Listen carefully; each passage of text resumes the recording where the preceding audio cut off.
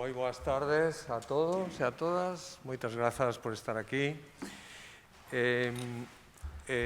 Gustaríame facer unha pequena introdución para encadrar de algún xeito estas xornadas que comenzan hoxe ao redor da obra, digamos, literaria de Antón Patiño, e que para mí era imprescindible facer unha exposición de Antón Patiño e tiñamos efectivamente que considerar todo ese traballo que está alrededor da súa pintura e mergullado coa súa pintura e que son os textos, as obras que publicanse e que están feitas non só para mirar, sino sobre todo para ler. De feito, a idea das exposicións é que as exposicións poidan ter unha vida ao longo da súa exposición, do tempo de exposición, e ao mesmo tempo que non sexan só visuais, sino que conteñan elementos de discusión, de debate, desa presencialidade que hoxe pola pandemia está, de algún xeito, en un certo risco, ou en unha certa fragilidade. A idea de construir ao redor da exposición toda unha serie de conversas é, máis que nada, o propio concepto da exposición. Temos que entender que non son actividades paralelas, sino que forman parte da exposición. E a exposición contén estes encontros como elementos indispensables tamén para coñecer a figura complexa, poliédrica de Antón Patiño. Precisamente a idea que estivemos comentando desde o principio, cando comenzamos a falar da exposición, fai xa casi 5 anos, que comenzamos a falar dun proxecto de exposición no CEGAC, pensábamos precisamente de facer unha exposición non só pictórica, sino tamén unha exposición onde estiveran presentes eses aspectos. De feito, no propio percorrido da exposición hai unha sala, un espazo, onde atópanse toda unha serie de elementos de papel publicados, algunos publicados, outros son fotografías intervidas ou proxectos, bocetos de cartaces, proxectos de carpetas, colaboracións con outros, con grupos musicais ou con poetas, e finalmente estudos, ensaios, poesía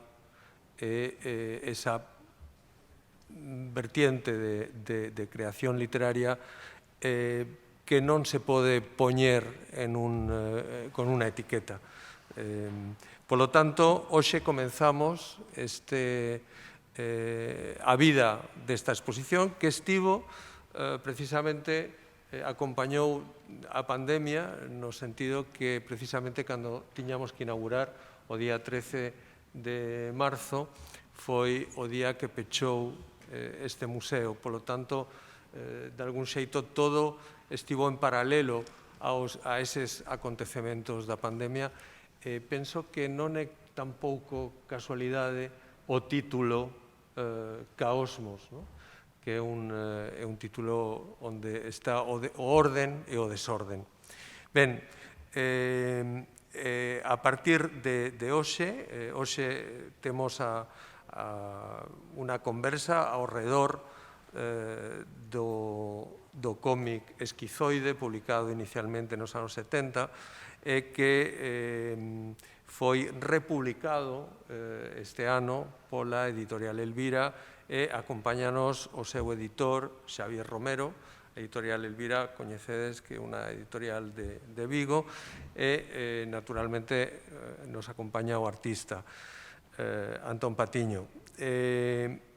O día 2 de outubro poderemos organizar a conversa que non tivo lugar o 13 de marzo, o pasado 13 de marzo, e que era o principio da exposición, o punto de arranque da exposición, que era a conversa entre Alberto Ruiz de Samaniego, o comisario da exposición, Antón Patiño, máis eu. O 8 de outubro tendrá lugar unha intervención de Fernando Castro sobre os ensaios publicados por Fórcola, por Editorial Fórcola de Madrid, ensaios de carácter estético, de carácter plástico, de Antón Patiño. Mais adiante, a finais de novembro, o día 29, terá lugar tamén unha conversa sobre a segunda parte do Libro dos Lugares, que é unha obra que xa se publicou fai unos anos e que neste momento, no ano 2020, se publicou moi recentemente, fai realmente unos meses, poucos meses, o segundo volumen, a segunda parte deste Libro dos Lugares. E, finalmente, no mes de decembro tendremos ocasión tamén de poder participar nunha conversa entre Xavier Seoane e Antón Patiño ao redor dun libro titulado Atlántica, Mirada Atlántica, que sairá neses días.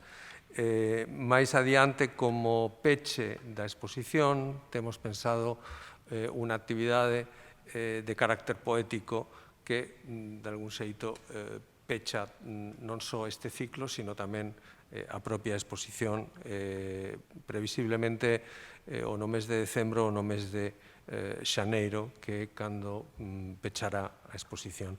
Por lo tanto, quero insistir precisamente en que todas estas actividades forman realmente parte da exposición. Temos que considerar que as exposicións son moito máis que ese aspecto visual, son tamén ese encontro co público, encontro co artista, e discusión, esa discusión ao redor das obras, dos libros, dos feitos que conforman a nosa realidade. Sen máis, vou pasar a palabra a Xavier, tamén para que nos poida falar de como comenzou, como surxiu tamén esa idea de republicar o cómic do Esquizoide, e tamén gustaríame que puderades contar a historia dese cómic, que, por certo, é unha peza que está na exposición permanente do Reina Sofía, na parte que corresponde a eses anos 70 ou 80. Moitas gracias, Santiago. Bueno, gracias por acompañarnos esta tarde. Represento aquí a Editorial Elvira, que ten como dúas partes que si se complementan, si fan un corpo dunha editorial con un proxecto moi definido. Esas partes chamanse Editorial Elvira, que leva unha parte das publicacións, e outra parte que se chama Fosfatina, que se encarga máis destas tarefas dos cómics e dese mundo tan amplio. Editorial Elvira é unha editorial que neste intre ten como moi claro os seus obxectivos e o seu proxecto editorial. Como nace Esquizoide? Esquizoide nace dunha conversa con Antón. Antón xa publicou con nós o Libro dos Lugares, a primeira parte, e agora anunciaba Santiago que hai unha segunda parte que xa está aí, que non é realmente unha segunda parte, é unha continuación do Libro dos Lugares. Entón, como vos decía, nunha conversa con Antón surxe a posibilidade de recuperar un cómic de referencia que é Esquizoide. Xa digo que a editorial ten moi claro o seu proxecto e nos pareceu algo ilusionante. Recuperar Esquizoide, un cómic rompedor no seu día, publicado nunhas épocas difíciles. Que volver a ver a luz agora pois foi unha ilusión tremenda sin dúbida nos pusemos a traballar dende o minuto 1, non? Eu personalmente estou pois moi satisfeito de como ha salido Esquizoide, como é ese cómic que temos aí, pero sobre todo eu conocía Esquizoide, pero teño que decir a verdade hasta que me parei moito máis e escoitei a Antón falar deste cómic, se me pasaban de largo moitísimas cousas, non? Teño que decir que hoxe, despois de estar traballando con el uns meses, estar familiarizado co cómic en sí, todavía estou comprendendo cosas do que nos di Esquizoide. Para min, o mundo en general, o mundo patiño, non? Como digo eu, é todo un mundo, é todo un grupo de cousas que non é unha sola que se van complementando, non? Non deixo de asombrarme con Antón Patiño como artista, como escritor, como persoa tamén, porque ahora que lle coñezco moito máis ao paso do tempo, non? Teño que decir, como anécdota, que creo recordar, non me lembro ahora, pero nosa relación viene un pouco por unha persona en común que era Carlos Oroza. E creo que por aí eu conozco a Antón Patiño, non? E cada vez que vou coñecendo máis dese mundo que é Antón Patiño, pois vaime asombrando e gustando máis. Creo que Esquizoide, non sei como calificar moi ben o cómic, creo que é algo rompedor e sobre todo é algo totalmente diferente, non? Despois, cando escoitemos a Antón e cando nos siga contando como nace Esquizoide, que nos quere decir con el, pois comprenderedes que, bueno, moitos de vos xa o conocedes, o coñecíades, ao mellor, moito antes que eu, pero me parece unha obra de referencia, e sobre todo me parece unha obra, un cómic de referencia. E sin máis, pois podemos ir dialogando e falando sobre o cómic, Antón, se te parece. Moi ben. Temos unhas imaxes de apoio para ir vendo as diferentes imaxes do cómic. Me gustaría eso, que nos contaras un pouco como nace todo isto hace 40 anos. Sí, bueno, realmente a presenza hoxe do cómic e que é Esquizoide está moi relacionada, como decía Santi, ca propia mostra, con Caosmos. Caosmos, se reparades no relato que se establece na exposición, case a xeito de tótem, aparecen esas láminas de Esquizoide facendo repetidas, non, eses dous bloques que teñen unha presenza simbólica importante, non? Todo isto naceu un pouco por intuicións e por aprendizaxe tamén de moitas cousas, porque unha exposición é algo efectivamente moi complexo, alo menos unha exposición das características de Caosmos, que efectivamente levamos traballando 4 ou 5 anos, xa perdimos un pouco, pero ao final pagou a pena todo o esforzo porque dun xeito como digamos aleatorio, pero do azar, foito do azar, dun azar positivo, non? Porque ás veces o azar ten elementos negativos. Neste caso, a verdad que houve unha, deixando a pandemia aparte, non? Que nós non a convocamos, a pesar do nome, sí que foi interesante para min o reto que representaba, por un lado, o diálogo con un marco arquitectónico, un espazo tan potente, que penso que unha obra mestra, o edificio de Álvaro Siza, do CEGAC, non? Un dos mellores edificios dentro do movimento moderno da arquitectura, e o tempo con ese respeto pola tipoloxía vernácula que o caracteriza. Entón, establecer un relato cunha proposta monográfica que dialogue con esas estancias, esa concepción do espazo, da luz, eses xogos dos volúmenes, resultaba, a verdad, que moi interesante, non? Pero o meirande reto era, cando fai a suxestión Santi, que di, non, tedes que partir na mostra dos anos 70. Entón, claro, eso supón enfrentar un percorrido de moitas décadas, non? Entón, aquí aparece, nese sentido, aparece Esquizoide, editado contra o ano 78, e que daquela, pois, eu tiña 21 anos ese ano, pero tendo en conta que un labor como este precisa de moito tempo, porque, claro, unha das cousas que sí que compre ver cando nos achegamos a un álbum gráfico, a un cómic, a un libro visual deste tipo, que hai moitas horas de traballo feito con moita teima, dun xeito moi obsesivo, non? Metódico, non? Entón, está feito cando tiña 20 anos, non?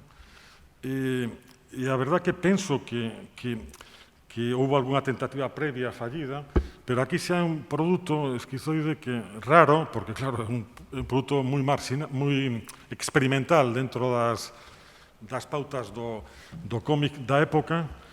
En ese sentido sí que houve.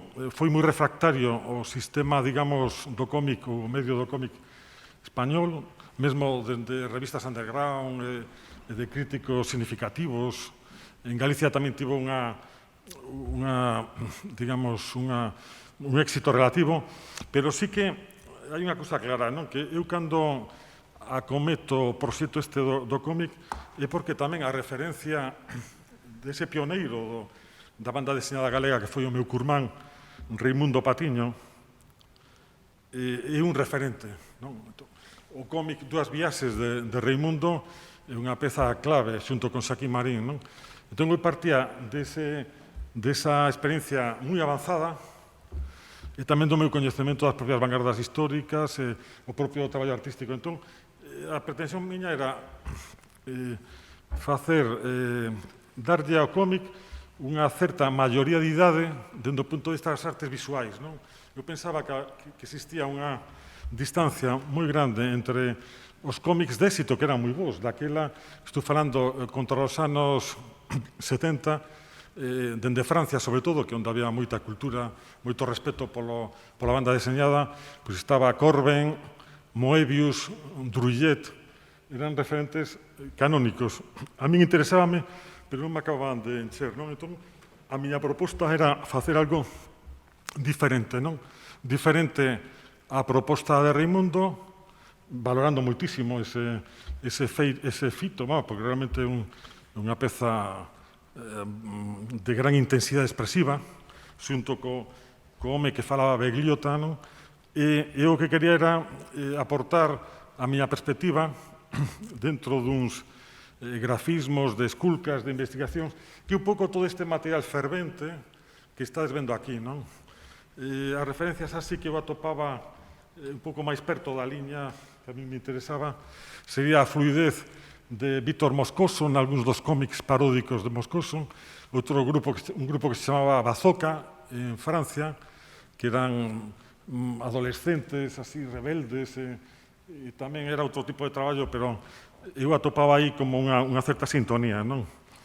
Entón, aquí eu que xogo en esquizoide ca sintaxe, ca estrutura das viñetas, cos códigos de comunicación visual propios do cómic, pero para leválo a outro nivel, introducindo uns elementos subversivos ou de tensión, non?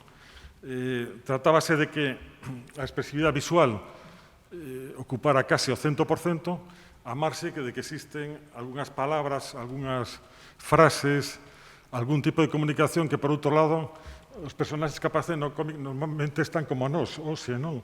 Están como amordazados, non pola presencia dunha pandemia, sino pola dictadura e a imposibilidade, amordazados, non?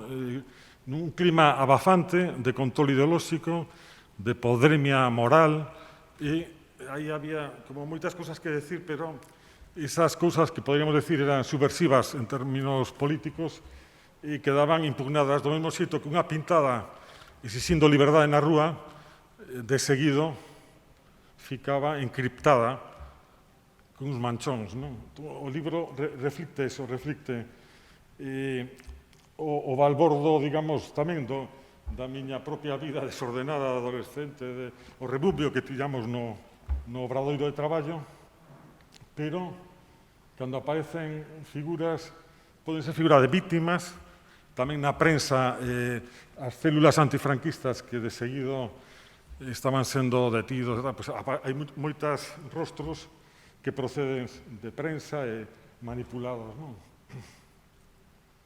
Son partículas visuais que tamén están buscando como unha certa expresión dinámica, non? Ás veces está perto do mundo dos dibuxos animados. Pero vemos que hai a compartimentación de viñetas, existen os chamados bocadillos, logo tamén outra das características de esquizoide é que non existe unha parte norte-sur da imaxe, non existe arriba-baixo, senón que poderían estar, digamos, ubicados dun xeito heteróclito, o sea, dunha maneira totalmente libre, non? O sea, xogando con ese sistema de orde, que eu penso que un dos acertos que ten esquizoide sería que temos un sistema, por lo tanto, temos a retícula, non? Que diría Rosalind Krauss, temos a retícula, temos un sistema de orde, unha xeometría, e logo imos aportar desorde a esa... O sea, que de algún xeito, as premisas que moven a mostra caosmos, esa interacción dialéctica, esa aliase contradictoria entre uns postulados, uns funcionamentos de orden, de deseño, de control, de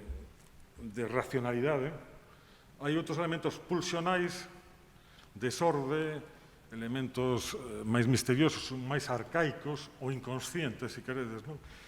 Entón, esas cuestións a min interesaban moito, daquela máis aínda, que era antipsiquiatría.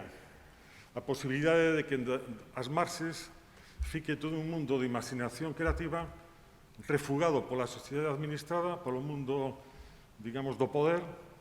Eu simpatizaba con eses posicionamentos libertarios ou de marxinais con relación á escena dominante, non?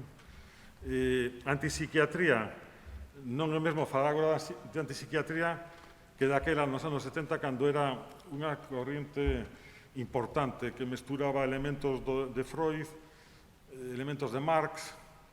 Había aí ao longo dos anos 60, anos 70 e a década seguinte, 70, uns posicionamentos de outro mundo, digamos, alternativo, de resistencia fronte a ese ser humano unidimensional, do que falaba Marcuse, non? Entón, esta proposta miña vai nese sentido. Na propia conversa que mantuvimos outro día na editorial, falábamos destas cuestións, non? Falábamos do xermolo político, ideolóxico, que estaba aí latexeando detrás deste material, digamos, bueno, as accións estas, que están tamén incorporadas no libro, que sería a novedade que ten o libro con relación porque unha edición facsimilar, agás esa foto, porque estas fotos que eran accións que nos facíamos, eu e máis Menchu, con accións como happenings privados, con fotos, con... Aquí está precisamente ca máscara que non é moi distinta a que podemos levar agora, non? Entón, isto nutre tamén ese desenvolvemento narrativo que está no cómic. Porque é un cómic abstracto, de acordo, pero os elementos que se están a xogar poden ser elementos perfectamente lesibles, e mesmo de álbums familiares de distinta orixe, non? Na estrutura de esquizoide hai 4 partes, non? Hai a parte onde vedes o colectivo de imaxe, aí aparece tamén, teníamos que falar algo desto, que era un grupo de Carlos Berride, Jorge Agra, Menchu Lamas e máis eu, que era un grupo de diseño gráfico, de intervención visual, e o libro está editado con ese selo, non? Pero o que vos quería decir é que hai no libro, como podemos reparar a simple vista, partes moi diferenciadas. A primeira é esta, dos grandes manchas negras que fan esa compartimentación deses eidos, deses territorios, desas distintas viñetas, non? E logo xa pasamos nunha segunda parte a unha visión máis atmosférica, máis paisaxística, máis de horror vacui, onde todos os elementos están máis entremesturados, non? Ofrecendo unha imaxe da sociedade moderna, do mundo urbano, pero tamén pode haber elementos orgánicos. Mesmo eu tiña unha teoría daquela alrededor da estética do refugallo, da estética do lixo, e un pouco existía tamén esa denuncia ecolóxica con relación ao planeta Terra convertido case nunha especie de enorme, de gigantesco vertedoiro, non? E se seguimos no libro, pasamos xa a unha último desenvolvemento visual onde o material gráfico é un magma, pero que está como a rebulir e vai pasando dunha outra viñeta como se fose un produto viscoso, un líquido, non? Unha xelatina visual, non? Que tamén define, de algún xeito, este mundo da era da imaxe na que estamos a vivir tamén, onde é todo fragmentario, todo simultáneo e todo está acabando ou desenvolvendo moitos estratos, moitos niveis de percepción. É unha obra que aparentemente a mensaxe está encriptada e hermética, pero sí que pode ter moitas análisis e podemos inscribilo no mapa da contracultura dos anos 70 en Galicia e en España. Non? De feito, cando antes Santi falaba do Reina Sofía, efectivamente, o director Reina, cando decidiu incorporar á colección permanente esta peza, eu penso que actuou unha das razóns o material que toca sensible en términos psicolóxicos, en términos políticos tamén, non? Estivo nas Poéticas de la Democracia, estivo en distintas mostras que organizaron co material da colección permanente, non? Bueno, non deixa de ser un éxito, digamos, dentro do punto de vista, para min, personalmente, poder estar falando hoxe, grazas a Xavier e a Rubén de Fosfatina e de Editorial Elvira, que de novo teñamos esa posibilidade de darlle nova vida a Esquizoide, os motivos de inquedanza na nosa sociedade e no mundo, sin máis que justificados. E, bueno, este berro do adolescente, este berro visual, digamos, do adolescente, sigue estando aí. O que sí é certo é que hoxe en día xa en sintonía cunhas experimentacións gráficas, cunha cultura, digamos, no mundo do cómic por parte de novas xeracións, que xa fan, penso eu, que tampouco coñezo moi ben a fondo ese mundo, que este produto que era heterodoxo, extraño, que era como unha cousa de marcianos daquela, hai 4 décadas, hoxe en día xa pasa a ser algo máis asimilable. Sí, supoño, Antón, que nese momento, no contexto de fai 40 anos, o sea, quizá non sea nada igual tan novedoso, pero naquel momento, fai 40 anos, tiña que ser algo moi novedoso, non só como nace Esquizoide, sino os elementos que incluye no sentido de que se convirte en un elemento de denuncia, de resistencia, de crítica, de anticultura, e isto levado a 40 anos atrás. Quero decir que hoxe pode parecer algo moi normal ou máis doado de facer, pero naquel momento tuvo que ser algo, sobre todo porque, ademais, a túa edade naquel momento era de 20 ou 21 anos, non? Nun contexto totalmente hostil para isto, non? Porque supoño que a reacción a este cómic naquel momento tampouco debeu ser moi boa, non? Sí. Eu consideraba, de feito, sigo considerando o eido cultural como un espazo de resistencia que ten un poder simbólico enorme, por lo tanto ten un poder moi grande, porque os símbolos teñen moitísimo poder, e daquela sí que aparecía como con esa vontade, non? De unha chega a favor da liberdade. Por eso esa defensa mesmo do azar, da desorde, porque orde xa tiñamos dabondo, sabes? O sea, entón, eu digo, xa temos moitas estruturas de orde, de xeometría coercitiva, non? Entón, o traballo meu nese sentido é distinto, pero sí que tamén son un tipo racional, o sea, quero decir que estuve traballando con eses dous, con distintos niveis. Por outro lado, eu daquela, por exemplo, un meu interlocutor estético era Jean Dubuffet. Entón, meto un catálogo de animais minerais vegetais da miña primeira mostra en Vigo, como un folleto, e o cómic. Envío yo a Dubuffet. E logo está a carta aquí, que nesta edición está. Entón, claro, digamos que de algún sitio esa correspondencia con Dubuffet compensa a incomprensión autóctona, non? Claro, porque teño aquí unha carta onde asinado Dubuffet dice o seu dibuixo vibrante, ágil, non sei que, hostia, firmado, asinado Dubuffet, non? É un éxito, pero tamén o que eu me gustaría que mirades non só por este produto, sino por calquer outro produto artístico, é o esforzo de introversión, de traballo calado, metódico, na procura dun obxectivo, non? eso non é sinxelo nin os 20, nin os 30 anos, nin os 40, non? Pero, digamos que conseguir un clima, un ecosistema que permita que a xente traballe e teña oportunidades logo tamén de comunicación, porque claro, todos estes esforzos, ainda que é paradoxal, dicir, o término comunicación. Eu digo agora desde a perspectiva miña, desde aquela, a última palabra que me interesaría sería comunicación, non? Pero non deixa de ser un xeito de lanzar unha mensaxe, si queredes, encriptada nunha botella aí como que lanza como un náufrago, non?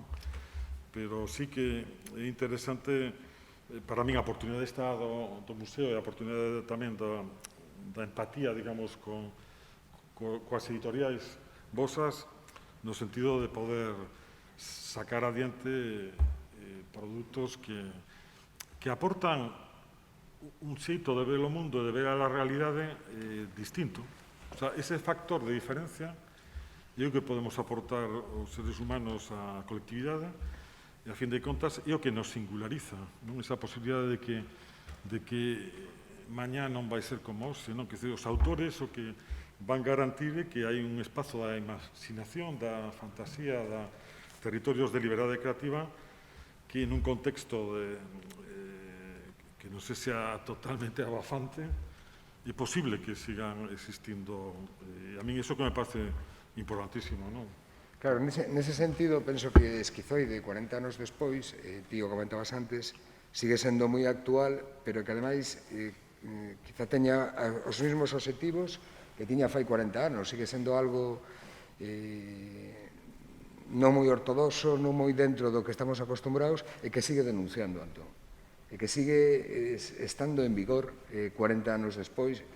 É verdad que estamos a vivir unha situación difícil, co coronavirus, coa situación do mundo en xeral, non? Pero quero dicir que é un elemento contracultural e que, curiosamente, con ser contracultural, 40 anos despois, sigue igual de vigente o mensaxe que querías mandar nese momento, non? Home, cando facemos o percorrido na mostra aquí en Caosmos, entramos tal, e logo chegamos a ese arquivo, non? O sea, no que hai afora, que hai precisamente 2 contedores de lixo, e tamén os recortes da multitude de berro, non? Que unha paisaxe, que unha multitude e que un gran berro, non? Detrás está o paradigma do Guernica Picassian, de Picasso, pero dentro vemos como condenados a morte, as parodias do ditador nos selos máis ou menos con aspecto grotesco do ditador, que, por certo, foi adelgazando nas moedas, que iso que proba a longa vida dunha ditadura, cando ves que na efixe nunha década vai ocupando todo redondo e logo cada vez máis delgadiño, non? Hasta que desaparece da escena, non? Que quería decirvos? Que o berro é como a categoría que se manifesta aí neses documentos, que hai algúns documentos, por aí non hai moitos, pero son os que chegan dabondo como para unha exposición. Unha exposición non pode estar cargada dun material aí polo miúdo, sino que hai materiais ás veces efémeros que están aí, pero que teñen a súa importancia. Por exemplo, un cómic que eu fago cos Rompente, con motivo das loitas das Con, eso está aí, non? Está aí, e a estrutura do cómic, que estaría nunha mensaxe máis propia do mundo dos pasquines políticos, pero a estrutura é a mesma do Esquizoide, está aí nunha das vitrinas. E Esquizoide, co que dialoga precisamente é con esa primeira parte da exposición, que está aí na transición, nesa estancia de transición entre a sala, o andar superior, e logo, cando baixamos cara ao soto, non? Aí a xenerosidade, digamos, do espazo permite facer esa secuencia narrativa, ese relato que toda a exposición configura, pero aí temos unha estancia con vitrinas, con libros, con documentos, con algúns traballos de Xavier Seoane, de a xente de Rompente. Aí estamos xa dialogando nunha dimensión social, porque eu penso que, a marxe de que unha obra sexa produto dun autor concreto, está reflectindo todo o contexto da época. Sempre toda obra é transpersoal, non? Entón, o que sí penso que se pode notar a través desa mostra e das actividades expandidas, digamos, ou colaterais ou complementarias, é que é posible a reconstrucción simbólica dunha determinada escena cultural a través duns paradigmas, non? Duns vectores. Non? Esquizoide é un vector dunha opción, digamos, rebelde, heterodoxa, marxinal tamén, si queredes poñer aí, pero ubicada nas marxes, pero dunha cotidianidade viva, non? Dunha xeración que buscaba outros xeitos de expresión. Non? Eu gosto moito de Walter Benjamin cando fala das xeracións, que cada xeración ten unha pequena provisión de utopía. Non? Igual que cada xeración ten unha visión distinta do tempo ou unha relación distinta coa morte. Non? Pero a mí esa idea de que cada xeración trae unha posibilidad de utopía, non?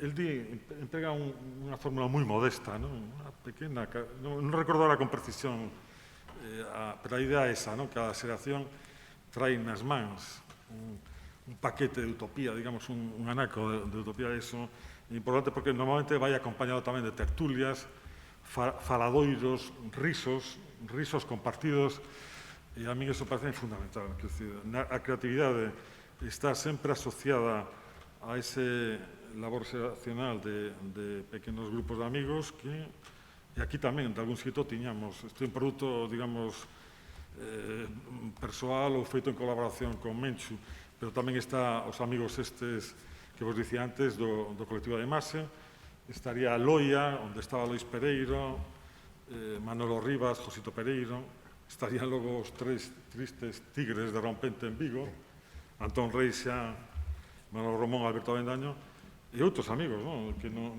necesariamente. Pero agora, por lanzar así simplemente, o Xavier Soane, que vai estar tamén aquí, pero podrían ser outros moitos nomes que sí que poden reflectir unha escena de grupo, ao marxe que a palabra grupo non é a que define, sino unha escena nun momento da modernidade cultural galega, pois despois da inflexión que representou precisamente o esforzo de Raimundo Patiño Méndez Ferrín, o grupo Brais Pinto, pois logo hai, que eso aconteceu contra os anos 50 do pasado século, e logo é certo que no remate, no último tramo de século, a partir desas expectativas, desas suxestións, deses esforzos dos anos 70, logo cando estoupa xa nos 80 ese fermento de creatividade, define tamén unhas características de época alrededor do que chamaríamos a modernidade cultural en Galicia, esa posibilidade de que unha sociedade teña unha reinvención, e, polo tanto, posibilidades de futuro, non? Ainda que sea un futuro hermético, ainda que a radiografía sexa un pouco incómoda, non? Perturbadora, non? Sería un pouco... Sí, mira, Antón, hai unha cousa que é verdade que o cómic esquizoide, que na exposición está de algún xeito no principio como un eixo no centro, é tamén un arquivo de ideas, de formas. Está presente de algún xeito o letrismo, aquí vemos, de feito, eses fondos. Está tamén presente, en certa maneira, esa idea do pattern painting deses anos. Están presentes as formas de un xeito biolóxico entre o pop, esa especie de nova figuración que comenzaba tamén neses anos 70, está a caricatura, está esas distorsións que provenían do surrealismo e que se adaptaban a un contexto que era máis pop. É posible tamén aquí, nestas viñetas, poder recoñecer elementos, formas, incluso cores, intuir cores que, claro, preto e branco, pero podemos intuir cores que están presentes nas túas obras dos anos 70, no? Que están feitas un pouco utilizando unha técnica ou unha metodoloxía visual de collage, de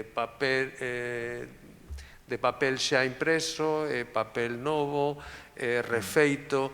De algún xeito, o cómic é unha condensación, é un almanaque onde están moitas das posibilidades que despois toman un camiño propio, non? Sí, claro, sí. Que daquela o que aparecía era, a mí interesaba moitísimo, por exemplo, a música, pero bueno, ese é un capítulo que queda aí, aparte quedaría en todo caso como fondo imaginario, fondo sonoro, pero sí que estaba a fotografía, que nos interesaba moitísimo, o dibuixo, a pintura, a escrita, máis ou menos escrita automática, escrita moi cargada de imaxes, moi simbolista e moi tola, non? Pero reparemos foto, dibuixo, de algún xeito a fotografía, a imaxe procedente do rexistro fotográfico, foto queimada, foto moi contrastada, dibuixo de liña, xa temos esa sintonía, digamos, esa proximidade co letrismo, que é un dato importante que comenta Santi, tamén co situacionismo, que sería a última gran vanguarda europea e que ten unha estrategia moi boa que eu admirei sempre moito dos situacionistas, era que chamaban de tournement, non? Que a posibilidade de, fronte a un cómic aparentemente ou unha imaxe procedente da publicidade, darlle volta con unha mensaxe perturbadora. O sea, como lanzar a orixe algo que ven da estética do consumo, que ti lanzas con unha mensaxe totalmente procaz ou... Logo está, que tamén é un reto interesante, que comenta unha suxestión interesante, a de Santi, que isto podemos imaginar a cores. E claro, esas cores van coincidir tamén, de algún xeito, con algunha das pezas da baixo. Sería unha gama pop, unha gama excitada, non? Esa sería a versión cromática paralela a este traballo, non? Serían cores planas, a técnica podría ser a serigrafía, que era unha técnica casi fetichista, coa que traballábamos daquela, non?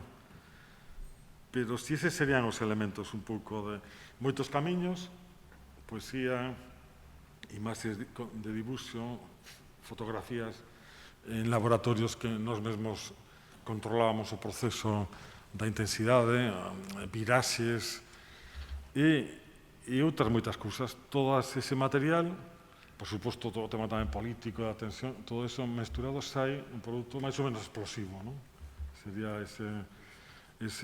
Pero sí que sai con unha orientación buscando uns obxectivos, non? Que iso, sí que eso, a mí me chama máis a atención, que están delimitados os obxectivos, non? Antes de comenzar, dende a primeira viñeta ata a última en cada unha das... Por exemplo, isto procedería dese dato, dese registro fotográfico ou cotidiano, non? Non sei por que o cuarto de baño tiña moita importancia, pero sí que está presente, pero están fotos na praia e aí saen os meus irmãos, a miña avoa, que se saen por aí así de pequenos, saímos un pouco todos. Estes cubos, contedores de caucho negro de lixo, están tamén abaixo. Están abaixo como unha presenza aí que é un pouco irónica, porque parecen como flores case, pero en realidad é basura. Isto pois era a militante do FRAP, esa persoa que está aí como... Esta non sei se precisamente unha imaxe dunha miña avoa. Quer dizer que unha caixa, un contedor, como pode ser un cómic, un libro, sempre actúa aí como un recinto de resonancias, non? Onde están as cousas que máis te interesan que tes e que como se nun cofre guardamos eses pequenos tesouros que todos podemos ter de tipo fetichista, de cousas que nos gustan, autorretratos, sempre ca feciñeira esta, non? Sempre coa... Sí, é unha casualidade, non? Sí, é outra casualidade, sí. Realmente agora ten unha actualidade nova, non? Sí. O premonitoria. Sí, sobre todo cando vemos fotos porque era exactamente isto mesmo, non? Isto mesmo que temos así aquí, así era o mesmo exactamente. Sí, o comentábamos foi un momento, non? Que algo feito fai 40 anos e que ahora atopemos un montón e cada vez, decía eu antes, non? Que cada vez que volves a meterte no cómic, pois volves a topar elementos que hoxe estarían totalmente de actualidade, o sea, totalmente... Sí, porque esa sensación como de que o mundo está sometido a unha desorde, a unha turbulencia, está moi clara. Eu, de feito, outro día, non sei se nunha rede social, pendurei unha notiña que era estructuras disipativas. Porque non hai moito lendo, a mí interesa moito a teoría dos sistemas, porque das poucas cousas que penso que poden explicar o noso mundo. Teoría dos sistemas, non? En socioloxía. Pero, con relación á física moderna, hai o que chaman estructuras disipativas, non? Entón, dicen, isto é a característica deste traballo, porque tes estructuras, pero tes tamén elementos contradictorios. E, por outro lado, estructuras disipativas, por moito que ese sea un término científico, é un oxímono de cuidado. O sea, que é outro como caosmos, non? Decir estructuras disipativas é como falar do caosmos. Unha cousa, como foi a primeira edición? Tiña a estrutura de álbum, do álbum que entende. É idéntica, esta sería... O sea, se agora tuviéramos aquí primeira edición esta, non hai isto é facsimilar, digamos. Sí. A única incorporación é isto daqui. Este pequeno apuntamento que facemos como axeito de epílogo é a foto. A foto esta. Que foi unha decisión da editorial, digamos, vamos, en colaboración, e que penso que con bo tino, con bo criterio. Pero que é isto, igual, o mesmo tamaño, o papel, todo, agora fixese unha edición. De feito, se tuviéramos agora elemento de comparación, prácticamente... Prácticamente serían iguales, pero tamén, eso é moi a propósito, quero dicir, o que saliu fai 40 anos era o que agora tiña o valor, con ser tan actual como é, pero tiña que ser o máis parecido, o máis fiel ao que naceu fai 40 anos, porque senón non tería sentido. E a mesma portada, a mesma contraportada, a mesma letra, as mesmas guardas estas azuis con o mesmo papel rosa. Se aquí hai, por exemplo, erros no galego daquela que era un pouco chafalleiro, pois aquí están os erros, non? Porque é tal cual, non? O sea, ou isto mesmo, esquizofrenia esquizoide. Eu ainda recordo cando chamei a miña nai, que eu estaba máis, mira aí nun dicionario na librería, dime esquizoide, preocupadísima. Quedou a miña nai preocupadísima, porque eu non tiña man un dicionario e buscaba unha definición obxectiva e logo eso, que representa que Dibifet respostara con esa especie de chiscadela, non? De complicidade, non? Hombre, representa que a partir de aquela eu recibín os libros, os catálogos del Art Brut de Lausanne, e pasou este libro o escritor pasou ao Museo de Lausanne del Art Brut, onde Jean Dibifet, seguindo postulados efectivamente de Breton e dos surrealistas, non? Foi dándolle cabida a toda esa fervenza que está nas marxes e que aparecen creadores con gran vitalidade fora dos medios previsibles, digamos, académicos e demais. O grupo, o colectivo de imaxe, como funcionabais? Tiñades contactos con outros grupos en Barcelona ou en Madrid? Sí. Intercambios? O colectivo funcionaba, sobre todo, como resposta profesional, podríamos decir, ainda que o dos pagamentos era outra cousa, non? Porque sempre traballabas no mundo cultural moi precario, non? Pero nos respostábamos a convocatorias, un cartaz, colaborábamos nunha editorial que aportaba un libro, Ágara máis Berride facían tamén pola súa conta fotomontaxes e mostras individuais.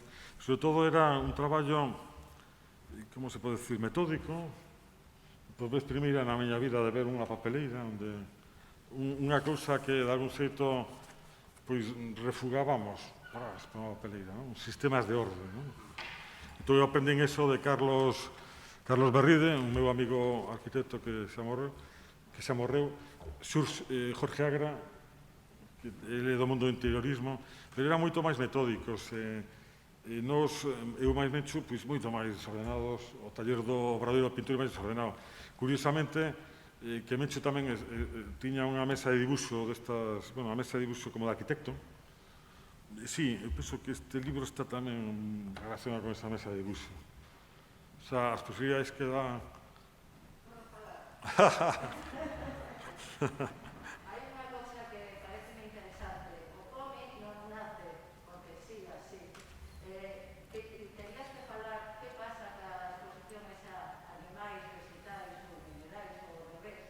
Dicir, hai unha relación entre a pintura dese momento, o cómic, e tamén o que pode ser a fotografía e as accións. Cando estamos falando dos 77, 78, porque o cómic ainda que se reproduce no 79 é anterior, nese momento había moi poucas accións e moi pouca fotografía manipulada. Nese momento sí que facíamos, aí aparece algo, la que sea en blanco e negro, que sería moi pouco, como dice Santi, pero o traballo de Antón daqueles anos, eu recordo a exposición esa, ese catálogo de animais, minerais e vegetais, ou non sei se é así o título, que ten moitísima relación con o que é o cómic, tanto a pintura como a estructura do propio catálogo. Entón, isto supoño que habría que polo aí nesa situación. Con relación ao colectivo da imaxe, non era un colectivo solo de diseño gráfico, que tamén o facíamos, sino incluso de acción cultural, es decir, de facer exposicións, de crear un pouco de movimento, de acción, non? Entón, un pouco de eso tamén podes falar, si queres. Bueno, penso que Meche se explicou ben. Efectivamente, animais, minerais, vegetais... Puedes retomar los discursos Sí.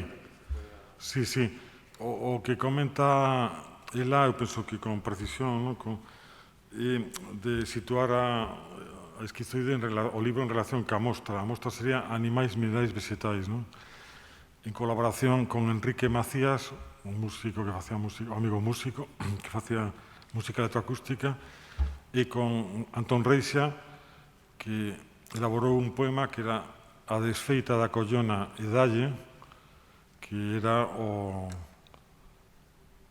a música de Enrique, Cariátides, e o poema de Antón Reixa. O sea, xa daquela tamén Animais, minerais, vegetais nace tamén como un produto de colaboración, porque está presente todo eso que dis, as accións pictóricas, pero tamén as accións como performance e o documento que quedaba desas accións nas fotos, que logo manipulábamos a cor. Algo dese material aparece reflectido, nutrindo aquí o libro, non? Efectivamente, aí logo exposicións, hai mesmo prohibicións. Recordo unha homenaxe que lle fixéramos na Praza da Princesa en Vigo ao guerrilleiro antifranquista Foucellas, que foi, quixeron retirala. Nos consideramos que era un atentado á liberdade de expresión se retiraban o Foucellas da exposición. E a verdade é que conseguimos que se mantuvera ata o último día da exposición. Conseguimos algo increíble ese día, que era que ia ser a inauguración oficial. Non houbo inauguración oficial, pero estaban os canapés, estaba todo ali, e o Foucellas pendurado, un Foucellas pop, así con moita cor, sacado dun libro da Garda Civil.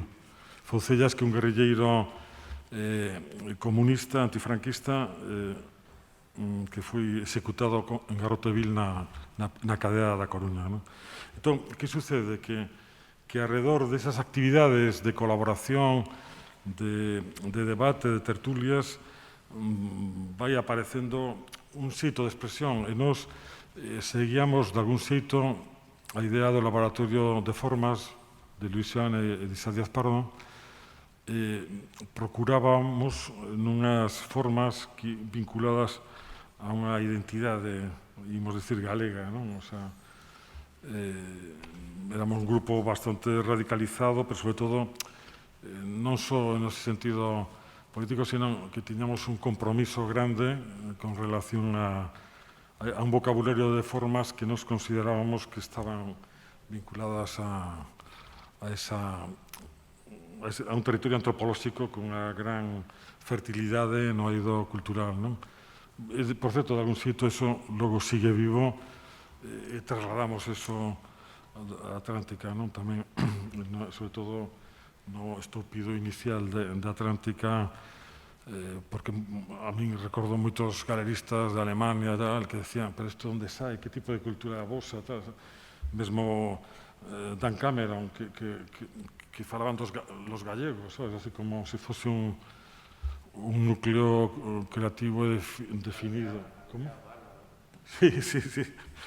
Entón aí está o que, pero vamos, Mencho expresou no ben, sí que poderíamos, pero vamos, tampouco hai, non dá, falando tampouco podemos explicarlo todo, non?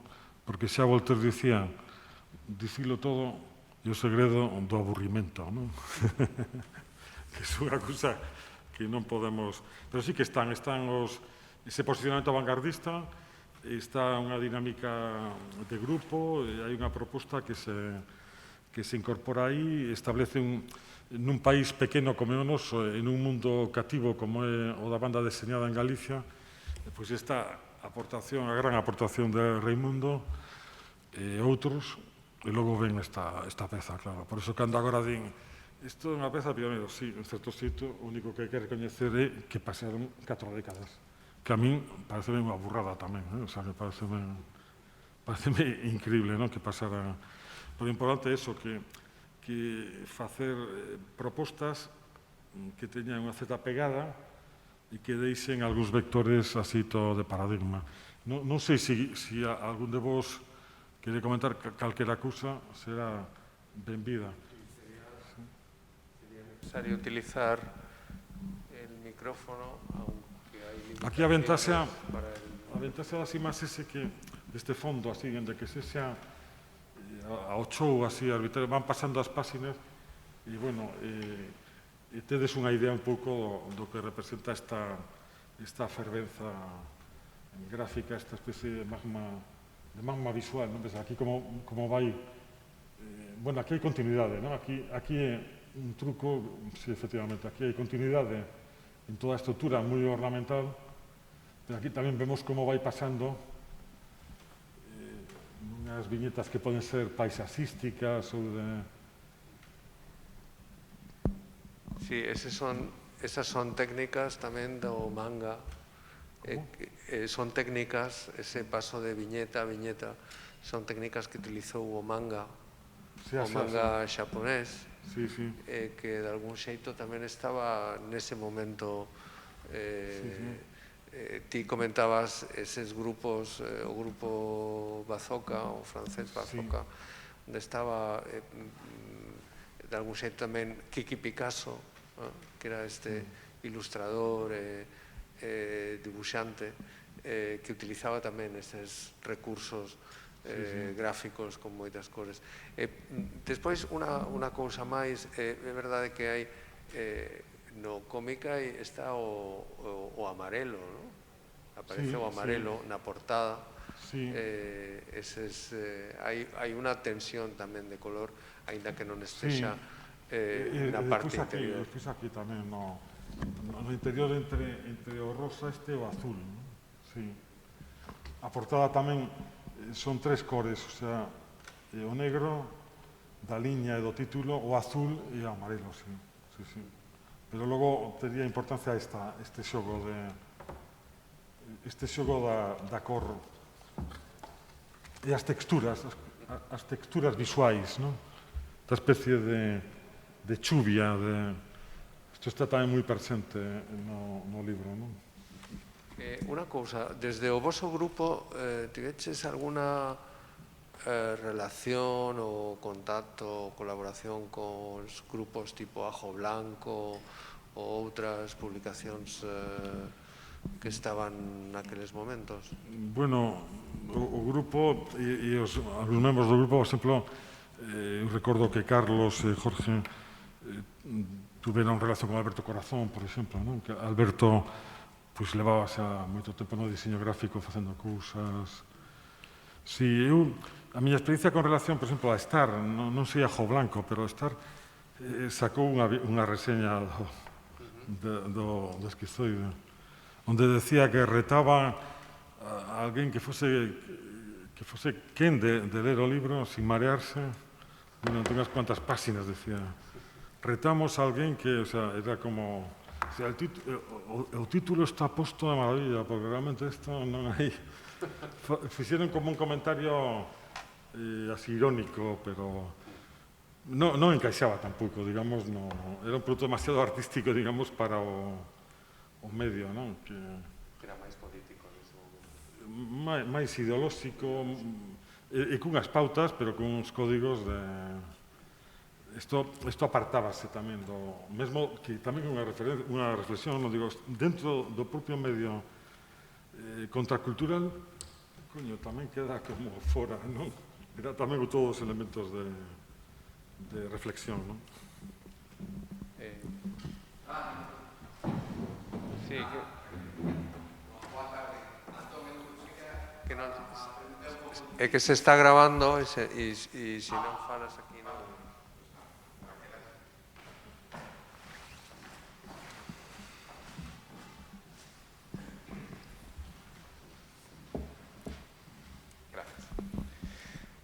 Boa tarde a todas e a todos.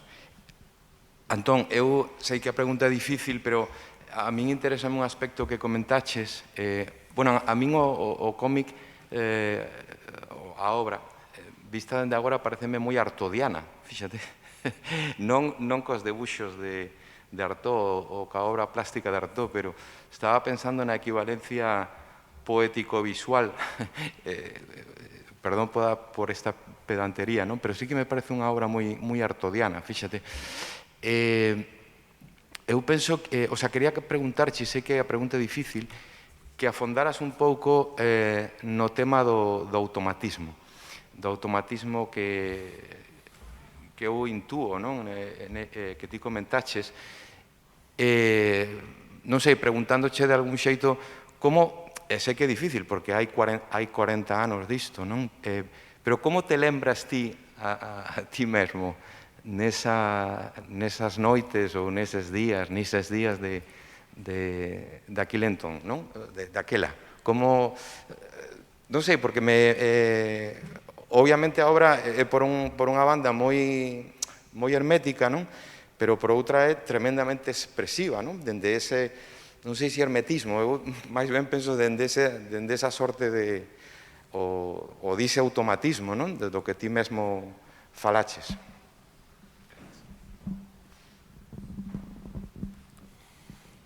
Sí, grazas, Xoan.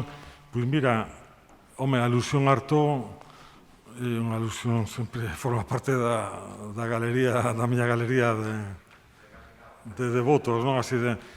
E se pensamos en Antonín Artaud, pensamos tamén nesa necesidade de expresión como desbordante e tamén os atrancos, e mesmo a impotencia que casi como, digamos, o paradigma do seu xeito de expresión, non? E da súa ferinte autenticidade, non?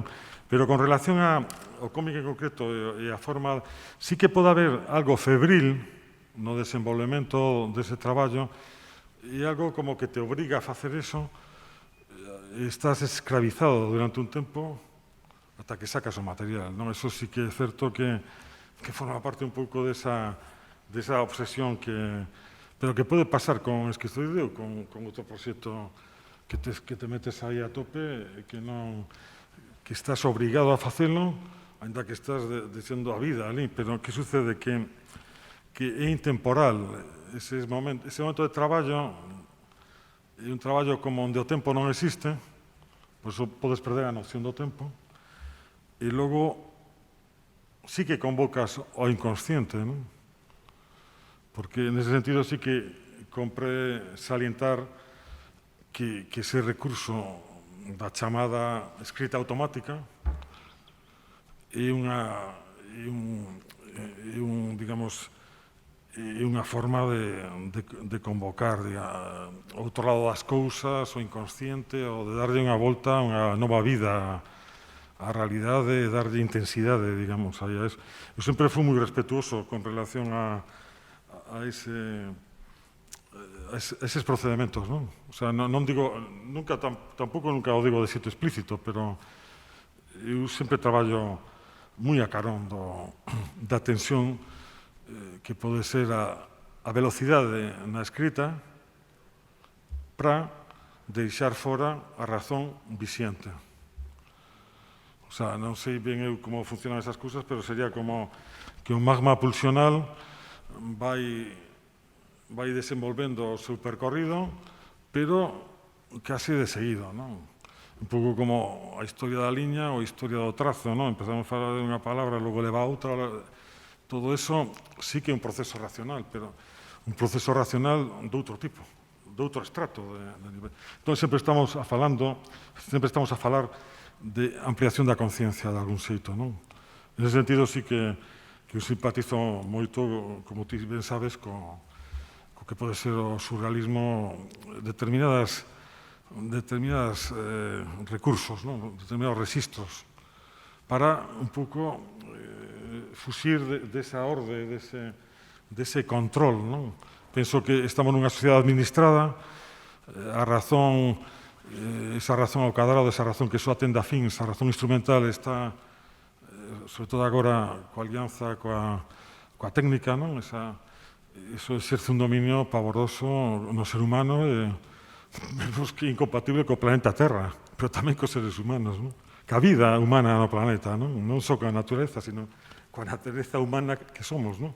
Entón, aí, penso que o romanticismo é o laboratorio da modernidade, o simbolismo, todo eso, e logo o surrealismo e as grandes explosións das vanguardas históricas fixeron hai distintas cotas, están aí, eu penso que ese é o percorrido, non? Igual que agora, igual antes falábamos de letrismo, situacionismo, Fluxus, nos cando estábamos mandando arde por correo as cousas nosas e tal, era con xente de Fluxus, ou con Ulises Carrión, ou con... eran os nosos correspondentes, non?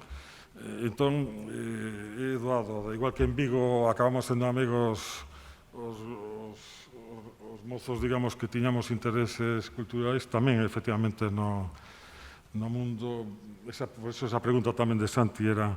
Pero con relación á escrita automática, é un sistema, a chamada, porque eu penso que ten que haber outras definicións mellores para a escrita automática, porque automática non é a palabra, porque non é nada automática, é simplemente incontrolada, é intemporal, é algo que busca outra dimensión. Eu penso que é unha dimensión como a xeración beatnik, cando ves unha conversa con algún dos grandes da xeración beatnik, e ves que o que estaban buscando era novos estados da conciencia, non? Pero aquí, antes saía o nome de Carlos Aroza, que o noso gran chamán, non? Sí. Carlos. Entón, como agora mesmo vai sair outro libro en Elvira de Carlos, como non pensar, non? Carlos, como podemos separar, por exemplo, a Roza de todo ese magma tan potente da creatividade indómita, rebelde, da vanguarda auténtica, non da acomodaticia dentro da industria cultural, non, dos auténticos creadores vivos das vibracións buscando novos espazos, novas realidades, non? Hai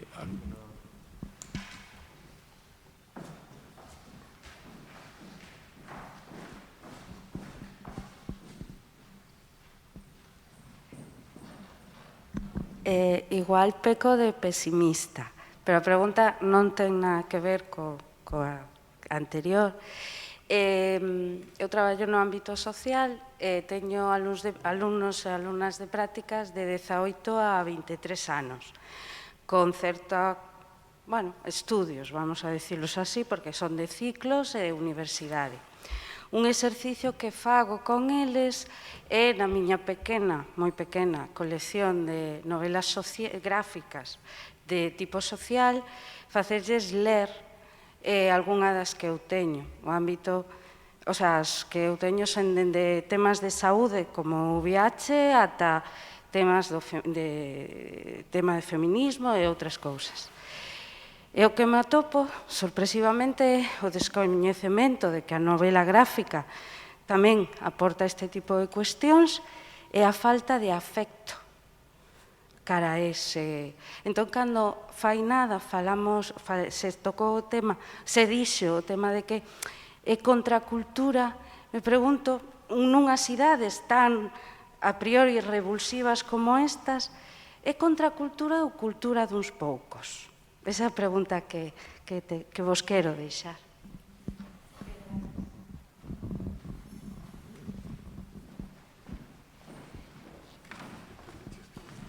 Non entendín o final da pregunta. É contracultura?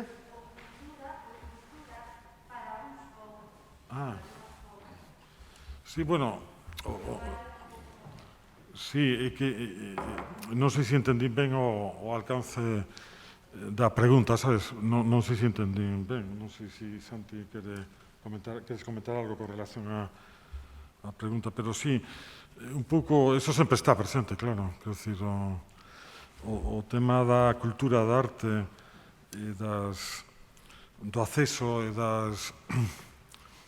de si chega a xente, chega a determinados grupos sociais, se iso está aí sempre presente, sempre vivo. Desgraciadamente non figura doado rachar con eses compartimentos estancos, non? Porque a cultura aparece aí como un capital simbólico, claro, efectivamente moi vinculado a todos os esquemas de dominación, non? Lóxicamente, claro, sí, entón é moi difícil. Eu sempre pensaba, por exemplo, a partir deses anos, pensei sempre que íamos cara a un mundo máis aberto, máis democrático, onde o acceso aos bens culturais tenían que ser case como de dereito universal, non? Eu sempre, de feito, en algúns debates, cando falamos do ensino da sanidade, penso que aí compre poñer este outro dereito á cultura, non? Como un elemento tamén democrático, non? Entón, pero claro, non deixa de ser un pouco utópico tamén pensar nese acceso democrático á cultura, eses dereitos culturais universais, si vemos como outros dereitos aínda non están consolidados ou están nunha situación complexa, non? Entón, a mí, por exemplo, sinceramente, a veces lo digo, isto é unha situación moito máis difícil que cando o franquismo, porque aquilo era, a fin de contas, unha dictadura nun país, non? Pero isto é moi serio, non? Claro. Entón, esa resposta a tua pregunta non pode ter resposta aquí, senón que sería si conseguimos xerar un ecosistema social un pouco máis liberado entre todos e a partir do esforzo que poda facer cada quen, non? Pero non é doada porque, claro, é moi complexo, realmente. Pero sí que penso que teníamos que avanzar. Eu era máis optimista hai anos, porque pensaba que íamos avanzando, pero agora hai elementos de desigualdade social e de... Pero claro, si a xente, que se hai unha oferta nunha galería de arte ou aquí mesmo, gratis, de balde, non hai unha fronteira económica visible, pero sí que sabemos que hai unha fenda simbólica que impide dar ese paso, non? Entón, ese problema do ensino, que teria que haber unha gran interacción entre ensino, pedagogía, museos de arte, que existe, porque casi todos os museos que eu coñezo fan tamén obradoiros para nenos, fan como froito, digamos, desa interacción ao longo do tempo, dun traballo casi dunha xeración ou de varias, podríamos pensar nunha escena mellor, claro. Si non, efectivamente, os produtos e as propias experiencias das vanguardas artísticas ou da cultura pasa a ser como dunha minoría, dunha élite, non? Un pouco unha voutade que había por aí era a arte pertence a todos, pero só unha élite o sabe, non? Entón, a pregunta que me faría é por que razón xente do común dun barrio non dá o paso de entrar aí a, por exemplo, unha galería de arte ou a unha librería, a Remesieros. Bueno, eu atopo que é un problema un poquinho máis complexo no senso que non é unha cuestión de ensino, non é unha cuestión de só de clase social, de poder adquisitivo, sino que é unha cuestión de valores. Os valores da sociedade mudaron moi profundamente ao longo dos anos 80, eses proxectos de emancipación que tiñan a cultura como punta de lanza, e que foron proxectos entre os 60 e os 70 que tiñan tamén un trasfondo ideolóxico e, polo tanto, contracultural no senso que eran contra a cultura dominante, era un proxecto de revisión da cultura para facer tamén a sociedade moito máis democrática e, sobre todo, máis aberta a novas versións e novas narrativas. Eso québrase despois e impónse unos valores de enriquecimento rápido, de modelos que non son os modelos do traballo, do estudo, do esforzo, sino do pelotazo, da ganancia inmediata, de chegar antes que nadie. É dicir, esa mudanza de valores é decisiva a través, además, das televisións. Eses aspectos, polo tanto, é unha cuestión moito máis complexa na que a cultura queda, de algún xeito, relegada porque non serve para o enriquecimento rápido. E cuáles son os valores? Os valores é o deporte, porque pode convertir a un neno en un gran futbolista, o estamos vendo os fenómenos Messi, estes xovens que van sempre co pai. O pai é o administrador. Bueno, son valores. Son valores onde se primou o enriquecimento e, sobre todo, o enriquecimento para ter cousas en lugar de ter preparación.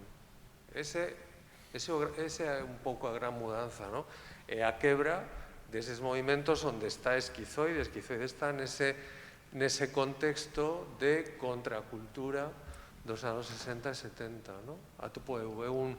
Pero, bueno, de aquí iríamos hacia precisamente esa discusión sobre o ensino que, efectivamente, é clave, porque o ensino non está concentrado sobre o desarrollo das capacidades do alumno, ou do neno, ou do xoven, do adolescente, sino que está pensado para unha formación que teña primeiro un traballo, un posto de traballo, e despois que ese posto de traballo permita gañar moito diñeiro. É que non é a formación da persoa, sino a formación dunha metodoloxía de enriquecemento económico, crematístico, para ter obxectos, para ter cousas, como emblemas, que convertense en emblemas. Bueno, espero que contestamos entre os dous as temas inquedanzas. Atopo que, en realidade, temos que pechar aquí. Tamén está a venda na librería do CEGAC o cómic. Bueno, agradecervos a presenza e, sobre todo, tamén a participación. Moitas grazas, Antón, moitas grazas tamén para a editorial, para Xurxo. Bueno, os esperamos o próximo día 2 de outubro con Alberto Ruiz Samaniego, Antón Patiño e máis eu. Moitas grazas. Grazas,